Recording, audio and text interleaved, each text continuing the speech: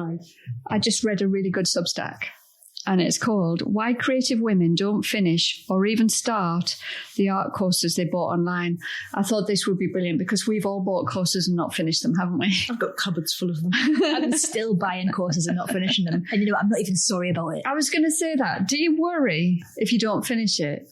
There's part of me that's always like, I should make a list of all these courses I've joined so that I remember I've joined them and go back to look at them. But I don't think I feel bad because I sign up because I'm really excited about something. It might be just one element of it or it's the energy of it. I'm like, oh, yes, that's really cool. And then I'll do a bit of the course and then life happens or I get distracted. But I always feel like I've got something out of it, even if I've only done a tiny bit.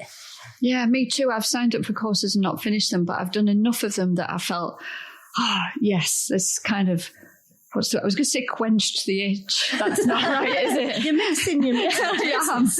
You're right, it does quench the itch. It quenches the itch. But sometimes it affirms your commitment to an idea and something you want to learn or do, a bit like sharpening your pencil or buying new kit. It's a really expensive way sometimes of affirming your commitment to an idea, but if you just start and you do some of it and it gets you on the road, that's fine.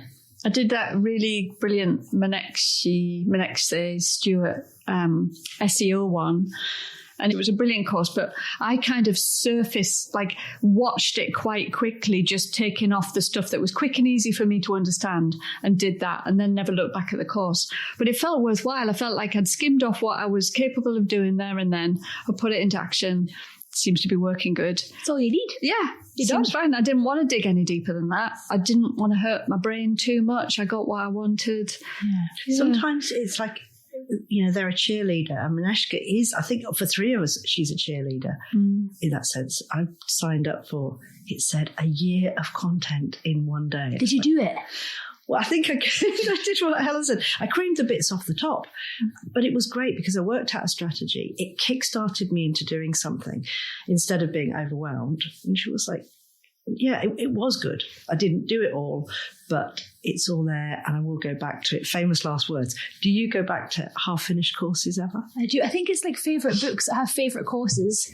So like Leonie Dawson, I love the way she teaches, and anytime I'm feeling really stuck or, in Leonie's words, got my head up my butt about something, I'll just go and watch like anything from her, and then I'm just, it like releases whatever I was like, oh, I need to do it perfectly, and like that just is gone and I can get on with what I was doing.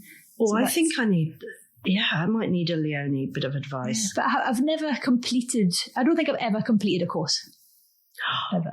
Yeah. We have lots of people on our course saying, I'm back for the third time and I never got to the end, but I've got further each time.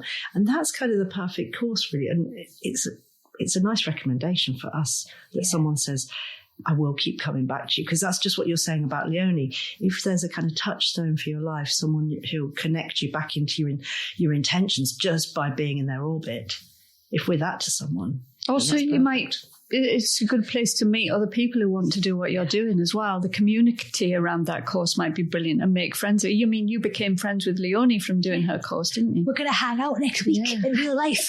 I'm going to Australia. I'm so excited. So that's the community thing. And also I think being in courses like that where you do go back, you realise how nice it is to have lifetime access.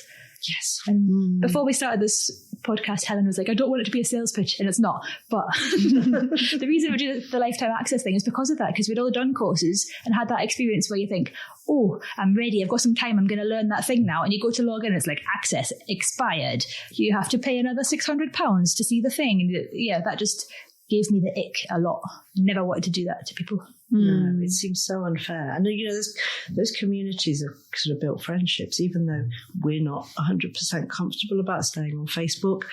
That group is working really well for people who are prepared to go on Facebook, and we need to find somewhere else or another place to build community for the future. But there's a good ship community, isn't there? Yeah. Lots of friendship groups and people going out sketching together and meetups. And we've made so many friends from all of our students on the Good Ship as well, haven't we? We know when you're looking at, like we've just done the one-to-one mentoring course. We've just been looking at the entries, and Tanya had selected a short list of people that she was excited about, and we've just been looking at those. And all the names were like, oh, we know we know them from art club from the early days. There were students who'd been with Freak Flag as almost founder members, and some of them are on Facebook groups, and you see them submitting and trying different things and asking the community, what do you think of this and how is this working? And seeing people commit so hard to their work and be open for feedback is so lovely, because that community is helping them as well as a one-to-one mentoring, and it was really hard to choose who to help. So hard. We were supposed to choose 3, but we got 4 in the end. We've done that before with the one-on-one picture book mentoring. I couldn't choose 3. It was just too hard. We chose 4. And then we've got a nice short list as well that will give those people a shout out. Because you feel bad about the people you didn't pick, because there's so many amazing people we didn't pick because perhaps they just weren't at the right stage, like too far on, and we didn't know how to help them. They're just publishable now. Yeah. So I also wanted to choose people where their question, because we asked people to submit their work and a question, where their question would be applicable to lots of people in the course. So so it was nice to pick 3 very different, actually we picked 4 in the end, 4 very different questions with 4 very different types of work. So basically I just want people to know that we probably looked at your work and loved it, but choosing the winners was just not just the best work we saw. It was the people who we definitely knew we could help, and in helping them we would help a lot of people in the course. Should we name the winners, and we can because we've got them written down, haven't we? We could, couldn't we? If you've got the... I'm going to find the piece of paper. It was Rachel Bayliss. Hooray! And Emma Tripoloni. Way! Katie Bell Bormer. And Jackie Morvai. Yeah, brilliant. It's a really good selection. Yeah, well done, everyone. And there's runners up as well. So if you get runner-uppers, ones-uppers, we're going to send an email. Yeah. And we're going to put their work out on email. So if you want to see what the winners' work look like or the runner-uppers' work look like, you can, just sign up and we'll send it all out so everyone can see their work. And even better, if you're in the Find Your Creative Voice Fly Your Freak Flag course, you'll get to see the actual one-to-one session, because we do the one-to-one mentoring with all 4 of these people, and then we share it in the course so that everyone can benefit from it. Yeah, it's like a group tutorial, isn't it? So going back to courses. Part of that article was about, it wasn't just why do people sign up for courses, but why do women sign up for courses and not finish them, which is interesting, isn't it? I wonder if you get more women sign up for courses because they feel the need for that badge of, I don't know, that you're not capable unless you've done the course. Maybe not quite as confident to just go out there. I don't know, what do you think? Like a confidence boost, I would say. And maybe women take time out of their career more often than men do, so maybe to get back in, they like to... There's also the social aspect, like the community thing is really nice, especially for illustration and art. Like you're by yourself, like just painting and drawing, thinking, oh, I hope this is okay. Whereas if you've got somewhere to bounce ideas off people, that's helpful. I would have loved to have had that community. When I lived in Hong Kong, it was really 20 years. I had a couple of friends who were illustrators, but it was quite a lonely environment. And that was a long while after college. And all the time thinking, am I even pricing things right? How just needing your work to have a bit of a kick up the bum by some interaction with other people, which is what we got when we all met together in Berwick. I was like, wow, community. This is exciting for the business side and for the creative side. But yeah, I think a lot of women who have, who leave work to have children, that gap then makes them consider what it was they wanted to do. And it's harder to get back into what you were doing after having children. And it's the perfect moment, isn't it, to reconsider. We have a lot of people who are at art college, probably went into a quick job to do something to bring in an income. Life took them off in that direction. They had children and then they're like, hey, didn't I do an illustration BA at some point? Maybe I should try and get back to that. A lot of women say that. We hardly had any men sign up for the course in the beginning. Do you remember? Yeah. Barely any. I would get one big, look, a man. What's going on? How did he get in here? We had that man who joined one of the Zoom calls early on and said, ooh, lovely ladies or something, didn't he? He was removed. Yeah. But now we've got quite a few men. Yeah, it's good, isn't it? We're getting more of a mix now.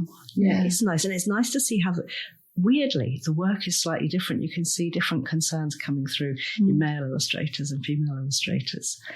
I'd love to know, like, how much of it is, like, just the way women are socialised growing up, and how much is, like, an actual thing that you just are. What do you mean in terms of doing the courses or how it impacts on your work? The courses, your work, like, just what makes men and women different.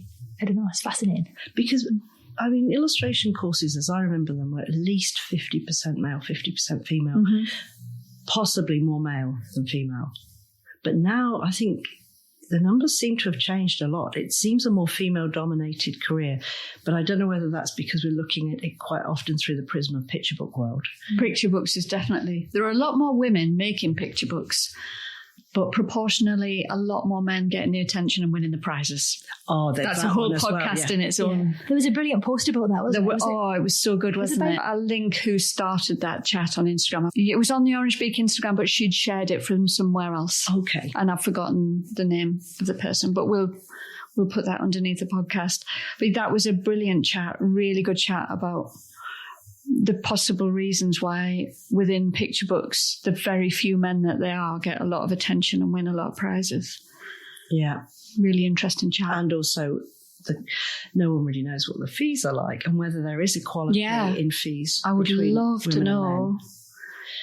I think you see a lot more men in editorial, or you would do, but the fees in editorial are a lot lower now. And I think a lot of illustrators used to see magazines as the place to, start your career, because you get the public, you get the exposure from magazine credits.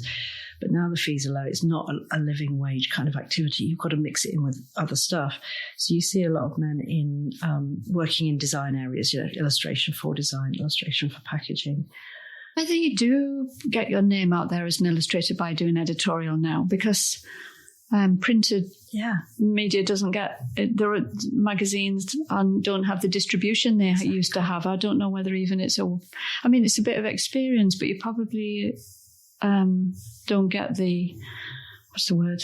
The exposure that you would have got in the 90s or 2000s. Do you still read magazines of any type? No.